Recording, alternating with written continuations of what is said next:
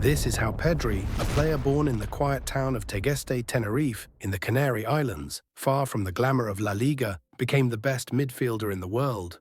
He was just another kid growing up with a ball at his feet and a dream in his heart. Until, at 15, Pedri joined UD Las Palmas. It was a gamble for Las Palmas because he was small, skinny, and quiet, but his football IQ, at that age, it was unreal. By 16, he was already making his professional debut in Spain's second division, a league full of veterans. And yet, Pedri looked like the calmest player on the pitch. That 2019 to 2020 season, he played 36 matches, scored goals, created chances, and showed maturity far beyond his years. Barcelona saw it, and in September 2019, they signed him for just €5 million. At the time, it didn't make headlines, but that deal, it's now considered one of the biggest bargains in modern football history.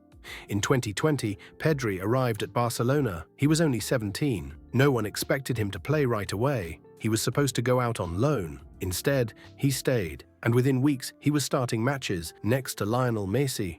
He played in the Champions League. He played in El Clasico. He didn't just survive, he made Barça better. By the end of that season, Pedri had played 52 matches, more than any other outfield player at the club. And he wasn't just going through the motions, he was dazzling everyone with his balance, vision, and football brain. Then came the summer of a warrior. Spain called him up for Euro 2020. At just 18, Pedri wasn't just part of the squad, he became the main man in midfield. He played every game, every minute, took Spain to the semi-final, and was named Young Player of the tournament.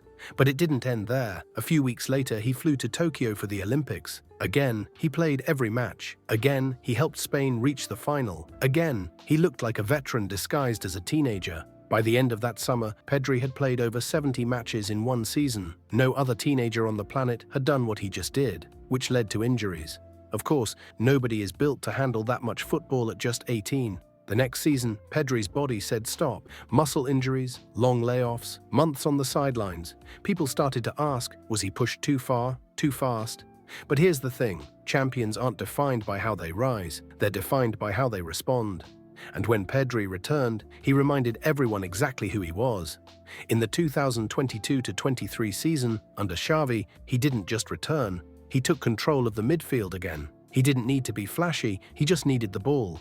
Because when the ball is at Pedri's feet, football starts to make sense. And yeah, it's easy to look at stats, goals, assists, and say, wait, how is this guy the best midfielder in the world? He doesn't score as many goals as Bellingham. He doesn't rack up assists like De Bruyne.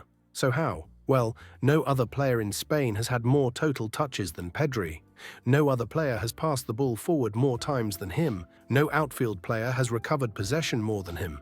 No one has delivered more line-breaking passes into the final third. Even Toni Kroos, Mr. Control himself, had to say it. An ex-Barcelona rival, a legend, a World Cup winner, a 5-time Champions League winner, a man who shared the pitch with Modric, Casemiro, and every other modern midfield great. Toni Kroos said, Pedri is the best midfielder in the world. And still, it feels like we've only seen the beginning, because Pedri González isn't just the future of Spanish football, he's the present, the heartbeat, the proof that intelligence, composure, and love for the game still matter in modern football. And yes, if you don't love Pedri, I'm not sure you really love football.